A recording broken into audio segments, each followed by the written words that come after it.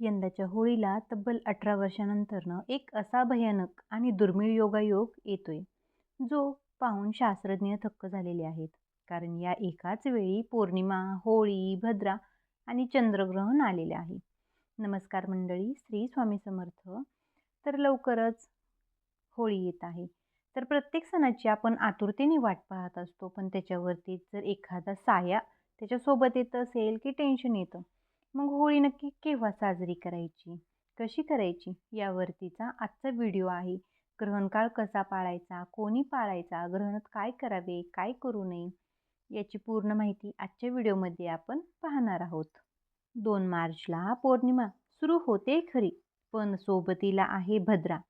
शास्त्रानुसार भद्रा काळात कोणतेही शुभकाम, शुभ कार्य करणे हे अशुभ मानले जाते.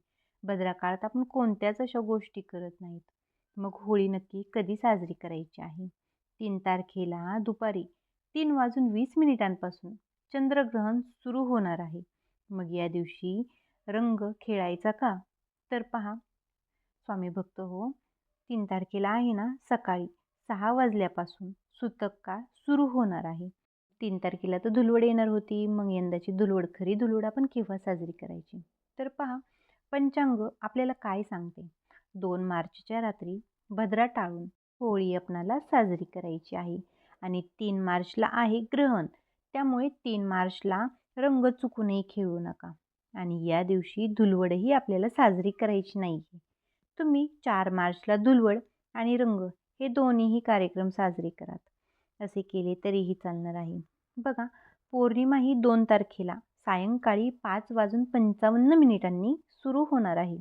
आणि तीच पौर्णिमा 3 मार्च 2026च्या सायंकाळी 5:07 संपणार आहे. आपल्या सर्वांनाच माहिती आहे की पौर्णिमा आपण जी सूर्याने उगवते, म्हणजे जी सूर्याने पौर्णिमा पाहिलेली आहे तीच धरत असतो. म्हणजेच काय, तर पौर्णिमेचा मुख्य दिवस हा 3 मार्च आहे. पण या दिवशी खग्रास चंद्रग्रहण आलेले आहे.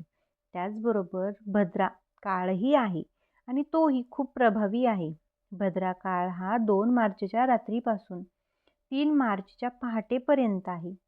काही पंचांगांमध्ये पहा, भद्रा पूज ही मध्यरात्री 1:25 सुरू होते आणि 3:05 आहे. आणि भद्रेचे मुख हे 3:05 ते पहाटे 5 पर्यंत आहे. तुम्हाला जर पूर्ण ग्रहण बघायचे असेल तर 4:34 आपल्याला पूर्ण ग्रहण दिसणार आहे. तर हे ग्रहण केव्हा संपणार आहे? तर संध्याकाळी 3 तारखेला सायंकाळी 6:47 हे ग्रहण संपणार आहे. भारतातून चंद्र हा रात्री उगवल्यानंतर दिसणार आहे, पण तो अतिशय लाल या प्रकारात त्याचा उल्लेख केलेला आहे. होळीचा आणि चंद्रग्रहणाचा काही एक संबंध येत नाही. तर ग्रहण पाळायचे कोणी, हे मी थोडक्यात सांगते. कोणी पाळायचं आणि कधी? पहा, 3 तारखेला सूर्योदयापासून मोक्षापर्यंत, म्हणजेच काय, तर सायंकाळी 6:48 ग्रहणाचे वेध आपणाला पाळायचे आहेत. लहान बाळ, वृद्ध व्यक्ती, तसेच आजारी व्यक्ती, गर्भवती स्त्रिया यांनी सकाळी 11 पासून मोक्षापर्यंत वेध पाळायचा आहे. वेदामध्ये तुम्ही स्नान, पूजा, जप हे नित्यकर्म तुम्ही करावे.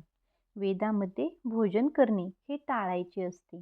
गर्भवती स्त्रियांनी ग्रहणाच्या स्पर्शापासून ते मोक्षापर्यंत नामस्मरण करा. स्वतःची काळजी घ्या. तर थोडक्यातली माहिती ही मी तुमच्याबरोबर शेअर केलेली आहे. 2 तारखेला सायंकाळी 5:55 होळी चालू होणार आहे, म्हणजे पौर्णिमा चालू होणार आहे. मग तुम्ही तिथून पुढे तुमच्या रीतिरिवाजानुसार तुम्ही ज्या प्रकारे दरवर्षी होळी साजरी करतात त्या प्रकारे तुम्ही होळी साजरी करा. कारण होळीचा आणि ग्रहणाचा काही एक संबंध आलेला नाही आहे. मग व्हिडिओ आवडला असेल, व्हिडिओतली माहिती आवडली असेल, माहिती पूर्ण तुम्हाला वाटत असेल, माहिती पूर्ण भेटली, तर नक्की ज्या गर्भवती महिला आहेत त्यांना हा व्हिडिओ शेअर करा, जेणेकरून त्यांना ही माहिती उपयोगाची ठरेल. चला मग, झालेली सेवा आपल्या स्वामींचरणी, आपल्या आईचरणी रुजू करते आणि आजचा व्हिडिओ थांबवते. अवधूत चिंतन श्री गुरुदेव दत्त. श्री स्वामी समर्थ सर्वांना.